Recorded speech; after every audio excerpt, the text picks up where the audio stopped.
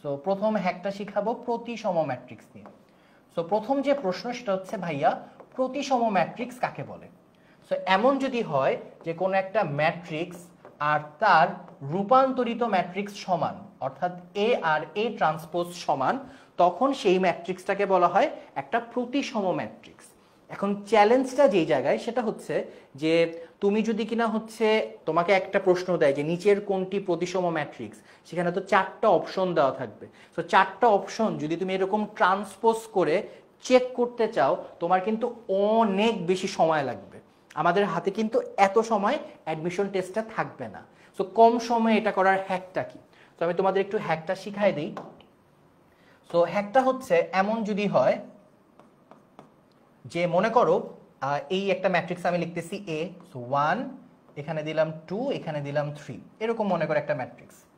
So এরপর আমি এই বরাবর দিলাম হচ্ছে 5, তারপর মনে করো হচ্ছে আমি এই বরাবর দিলাম মনে করো হচ্ছে 7, অ্যান্ড ফাইনালি আমি হচ্ছে এই বরাবর মনে করো দিলাম হচ্ছে 8। ঠিক আছে, সো এই ম্যাট্রিক্সটা তুমি লক্ষ্য করো, এই ধরনের ম্যাট্রিক্সকে প্রতিসম ম্যাট্রিক্স বলা হয়। ঠিক আছে, তোমার যদি বিশ্বাস না হয় তুমি একটা কাজ করো, তুমি এটাকে প্রতিসম রূপান্তরিত করে দেখো কি হয়। চলো আমি এটা ট্রান্সপোজটা বের করে দেখি যে ট্রান্সপোজটা কি হবে। সো আমি যদি কিনা এটা ট্রান্সপোজটা বের করি, আমরা জানি ট্রান্সপোজ বা রূপান্তরিত ম্যাট্রিক্স মানে হচ্ছে রো আর কলামগুলো এক্সচেঞ্জ করে দিতে হয়। ঠিক আছে, সো আমি যদি কিনা রো আর কলামগুলো এক্সচেঞ্জ করে দিই, যেমন এখানে তুমি লক্ষ্য করে দেখো যেটা রো 1 কি এইটা, আর এক্সচেঞ্জ করলে এটা কি হয়ে যাবে কলাম 1, মানে 157।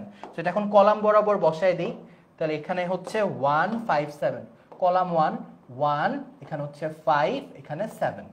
সো এরপর নেক্সট 5 to 8 আছে, তাহলে এই বরাবর আমি এখন 5 to 8 বসাবো।